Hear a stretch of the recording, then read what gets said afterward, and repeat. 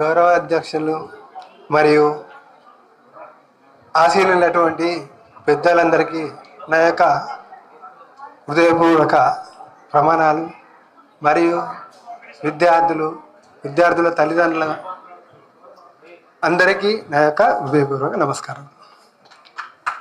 అందరూ చదువు చదువు చదువు అంటున్నారే అని అనుకుంటుండొచ్చు అందరికి ఇప్పటి నుంచి ఇంతసేపు జరిగిందంతా. కానీ అది ముందు కానీ ఎప్పటికైనా కానీ చదువు అనడం కాదు. అది మొదటి నుంచి ఉన్నది ఏంటంటే విద్య లేనివాడు వింత పశువు అనేవి మా చిన్నప్పుడు ఉన్నది. ఇప్పుడు విద్య రానివాడు వింత పశువు అనేది మొదటి నుండి ఉన్నది. ఇప్పుడు విద్య లేనివాడు వింత పశువు అంటే అప్పుడున్న సౌకర్యాలు అప్పటివి. అప్పుడు ఇంత సౌకర్యం లేదు, కానీ ఇప్పుడు సౌకర్యాలు ఉన్నాయి. ఇంకోటి ఇప్పటికీ నాగరికత పెరిగింది. అప్పుడున్న చదువు అందరూ రాస్తేనో ఉద్యోగాలకు పోయినా మాన్యువల్గానే ఉండేది. అంటే మనుషులు రాస్తేనే సంతకాలు పెడితేనే అయ్యేది. ఇప్పుడు అన్ని యంత్రాలు వచ్చినాయి. మీకు ఉదాహరణకి చేతిలో ఫోన్ ఉంటుంది, టీవీ ఉంటుంది, ఉద్యోగానికి పోయినప్పుడు కంప్యూటర్ ఉంటుంది, ఇట్లాంటివి ఉన్నాయి. అందుకనే మీకు చదువు చాలా ముఖ్యం. అందుకనే మీరు చదువుకోండి. నేను చెప్పడం కాదు, మీ ఇంటి దగ్గర కావాలి కాదు, ఎవరు చెప్పరు, వీళ్ళు ఎవరు చెప్పరు. మీరు నిర్ణయించుకోండి. మీరు ఈరోజు నిర్ణయించుకోండి. ఫర్ ఎగ్జాంపుల్ ఈరోజు మన దీంట్లో ఉన్నది ఏంటంటే రూట్స్, వేర్లు, వింగ్స్, రెక్కలు, సొసైటీ, సమాజం. అంటే రూట్లు అంటే తల్లిదండ్రులు అవుతారు మీకు, రెక్కలు అంటే మాకు మీరు రెక్కలు.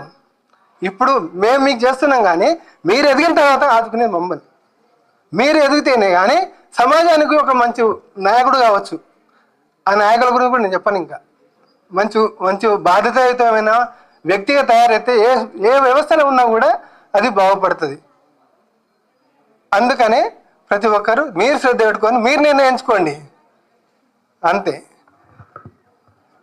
అలాగే ఇటువంటి నాకు సదావకాశం ఇచ్చినటువంటి ఇంకో విషయం ఏంటంటే, ఈరోజు నేను లాస్ట్ టైం వచ్చినప్పుడు ప్రతి విద్యార్థి తల్లిదండ్రులు ఇద్దరు వచ్చారు. ఈరోజు నాకు అట్లా వచ్చినట్టు అనిపిస్తలేదు. ఒకరొకరే వచ్చారు.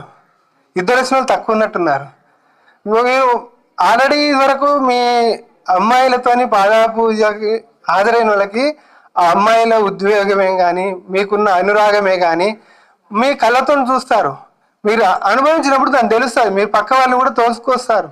మీరు సార్లు చెప్పినట్టు నెలవారీగానైనా 2 నెలలకోసారైనా తల్లిదండ్రుల మీటింగ్లు పెట్టి మీ అబ్బాయిలు ఎలా చదువుతున్నారో మా దగ్గరికి రాండి తెలుసుకోండి అని చెప్పినా కూడా మీరు రావట్లేదు అన్నారు. ఈరోజు వచ్చారంటే మీ అందరికీ నా ధన్యవాదాలు. ఇక్కడ ఉంటే మనం పెట్టంటే పెడతాం, ఎవరైనా అందరికి ప్రేమలు ఉంటాయి, అందరికి బాగుపడాలనుకుంటాం. కానీ ఈ రోజులలో వచ్చింది దరిద్రం ఏంటంటే ఆ ఫోన్ ఒకటి మెయిన్.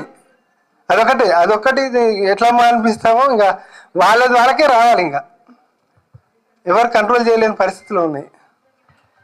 ఈ ఉద్దేశంగా మీరందరూ మంచిగా చదువుకొని మంచి ఉత్తీర్ణత సాధించాలని కోరుకుంటూ సెలవు తీసుకుంటున్నాను. Thank you sir. ఆల్రెడీ గారు చాలా అమూల్యమైన సందేశం ఇచ్చిన ధన్యవాదాలు సార్.